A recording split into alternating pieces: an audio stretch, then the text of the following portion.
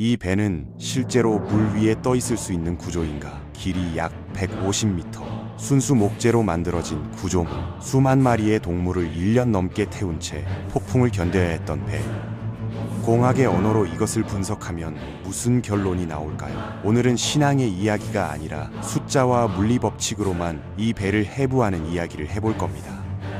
1992년 국가공인연구기관이 이 배의 설계도를 받아들고 실제 실험을 진행했습니다. 결과는 예상 밖이었어요. 그 판정이 어떻게 났는지 신앙의 언어가 아닌 데이터와 수치로만 지금부터 하나씩 따져보겠습니다.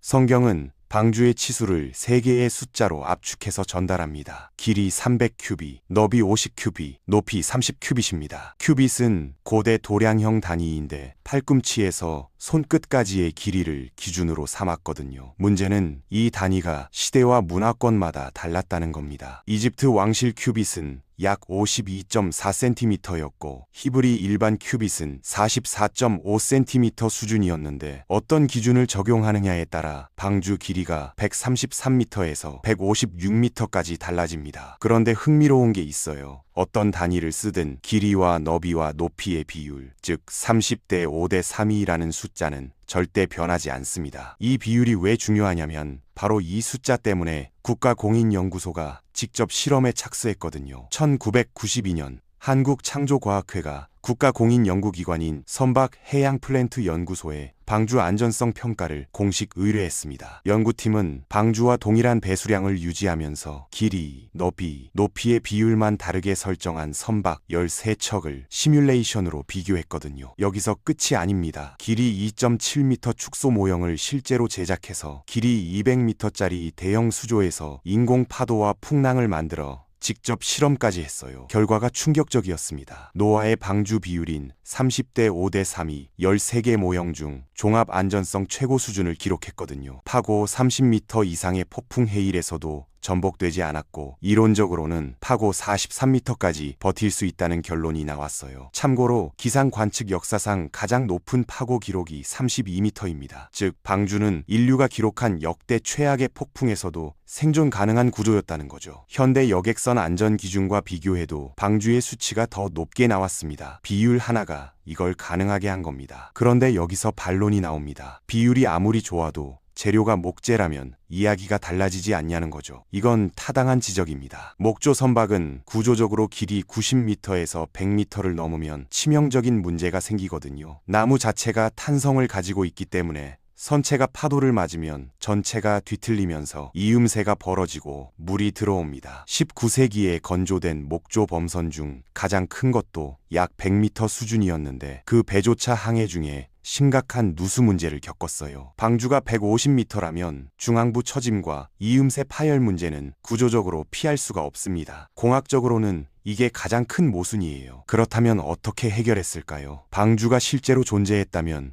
내부 구조에 답이 있었을 겁니다. 현대 건축에서 말하는 내력벽, 즉 수직과 수평 방향의 하중을 동시에 분산시키는 격벽 구조가 내부에 설치됐을 가능성이 높아요. 성경이 방주 안에 칸들을 만들라고 명령한 부분이 바로 이 구조를 가리킬 수 있습니다. 단순히 동물 공간을 나누기 위한 칸막이가 아니라 구조적 트러스 역할을 하는 격벽이었을 거라는 거죠. 현대 교량 설계에서도 이 트러스 구조는 긴 경간의 구조물을 지탱하는 핵심 원리로 쓰입니다. 고대와 현대가 같은 해법에 도달한 셈이에요. 재료인 고퍼나무 이야기도 빠질 수 없습니다. 이 단어는 성경 전체에서 딱 이 구절에만 등장하는데 어떤 나무인지 정확히 알려진 게 없어요. 일부 학자들은 이 단어가 나무의 이름이 아니라 처리 방법을 가리키는 표현일 수 있다고 봅니다. 역청에 담가 방수 처리하고 수지로 코팅한 목재 전반을 지칭하는 용어라는 거죠. 역청은 중동 지역에서 가장 오래된 방수 재료입니다. 메소포타미아 지역에서는 이미 수천 년 전부터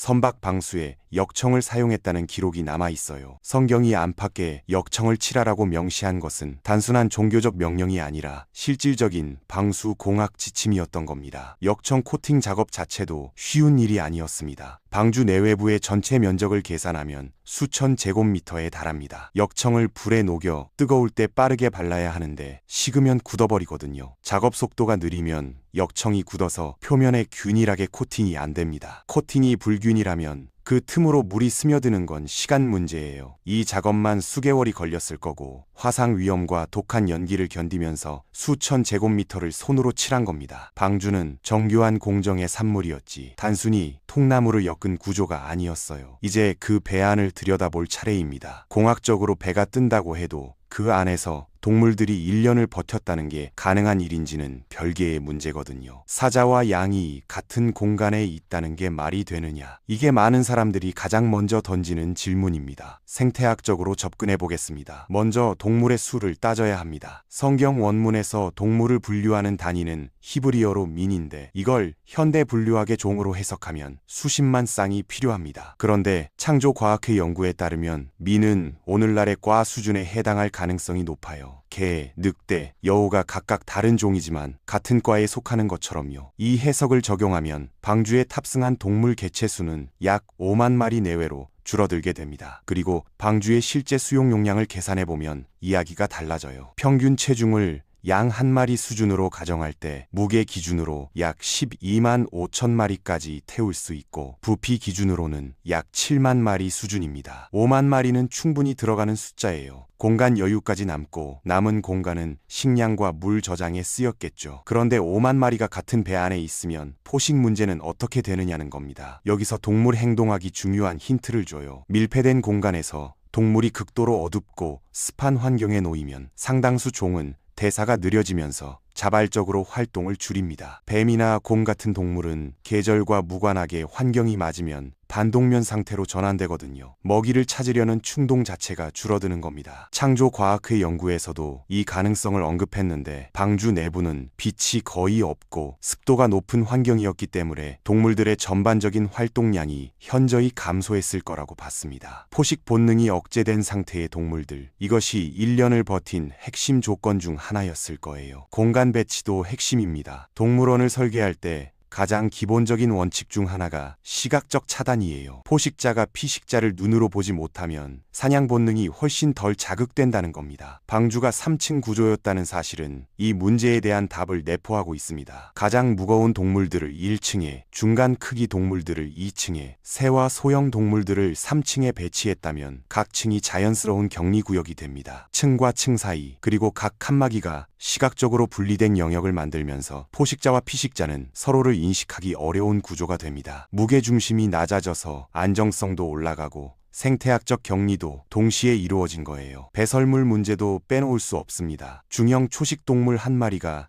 하루에 배출하는 배설물 양은 수십 킬로그램에 달합니다. 수만 마리가 밀폐 공간에 있으면 암모니아 농도가 수시간 내에 생명을 위협하는 수준에 도달할 수 있어요. 이 문제를 해결하는 핵심이 바로 방주 상단의 환기창이었습니다. 성경은 이것을 위쪽에 한 규빗 되는 창을 내라고 표현하는데 방주 지붕 아래를 따라 전체 길이로 이어진 약 45cm 높이의 연속형 환기 슬릭이었을 가능성이 높아요. 현대 축사 환기 설계 기준과 비교해도 이 구조는 최소 요건을 충족합니다. 단순한 창문이 아니라 암모니아와 이산화탄소를 빠져나가게 하는 기능적 환기 시스템이었던 거예요. 배설물 자체는 경사진 바닥을 통해 중앙 배수로로 흘러가도록 설계됐을 가능성이 있고 동면 상태에 가까운 동물들이 배설을 최소화했다는 가정이 없으면 솔직히 8명으로는 버겁습니다. 항해 기간은 총 1년 17일이었습니다. 성경이 기록한 날짜를 계산한 수치예요. 그 기간 동안 식량과 물도 감당해야 했습니다. 5만 마리 동물이 활동량을 크게 줄인 상태라도 최소한의 수분과 먹이는 필요합니다. 건초, 곡식, 과일, 씨앗류를 미리 저장해두고 부패를 막기 위해 별도의 통풍 공간에 보관했을 거예요. 물은 더 중요한 문제인데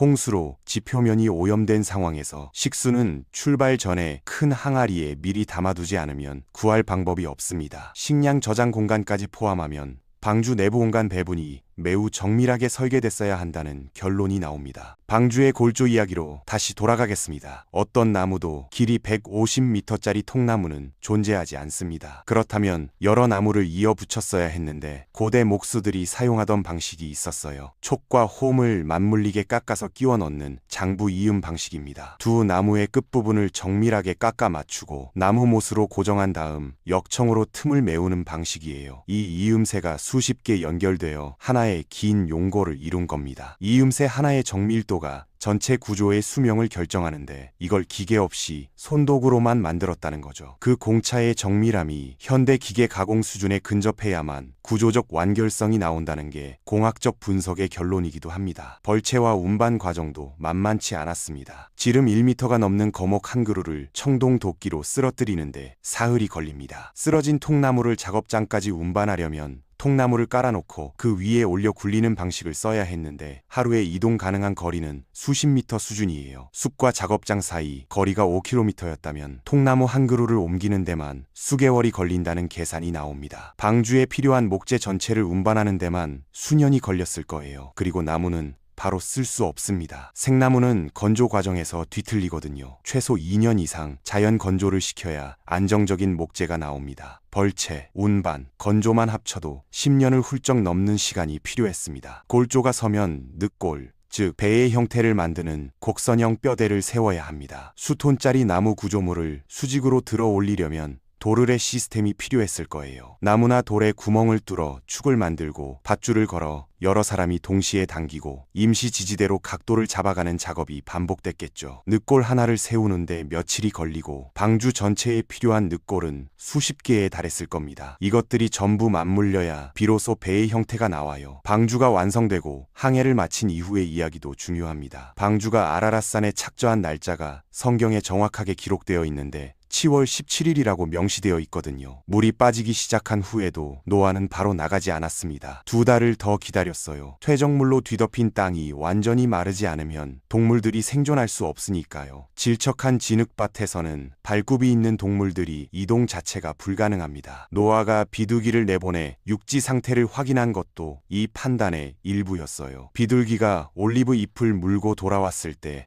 그건 단순히 식물이 자란다는 신호가 아니라 땅이 안정됐다는 생태적 신호였습니다. 방주에서 나온 동물들이 다시 세상에 흩어지는 과정도 생태학적으로 따져보면 흥미롭습니다. 홍수 이후 지표면은 식생이 거의 초기화된 상태였을 겁니다. 포식자가 즉시 사냥에 나서면 초식동물 개체수가 급격히 줄어들고 그러면 포식자도 얼마 지나지 않아 먹이 부족으로 위기를 맞습니다. 생태계가 안정적으로 복원되려면 수십에서 수백 년이 필요해요. 이 복원 과정에서 지리적으로 분리되고 환경에 적응하면서 같은 민에서 출발한 동물들이 다양한 종으로 분화됩니다. 현재 지구 생물 다양성의 분포 패턴 중 일부는 단일 기원에서 방사형으로 퍼져나간 흔적과 일치하는 부분이 있다는 연구도 있어요. 다시 최초의 질문으로 돌아갑니다. 이 배는 실제로 물 위에 떠 있을 수 있는가? 공학의 답은 이렇습니다. 비율은 현대 안전 기준을 충족하고 배수량은 계산 가능하며 내부 구조가 적절히 설계됐다면 구조적 안전성도 확보 가능합니다. 동물 수용 공간과 식량 저장 공간은 수치상 가능한 범위 안에 들어오고 환기 시스템은 최소 요건을 충족하며 방수 처리 방식도 당시 기술로 구현 가능합니다. 공학은 조건이 갖춰진다면 가능하다는 판정을 내립니다. 그런데 문제가 하나 남습니다. 목조 선박의 구조적 한계인 100m 장벽을 150m짜리 방주가 어떻게 넘어섰는가? 이 부분에서 공학은 침묵합니다. 이음새의 정밀도, 내부 격벽의 배치,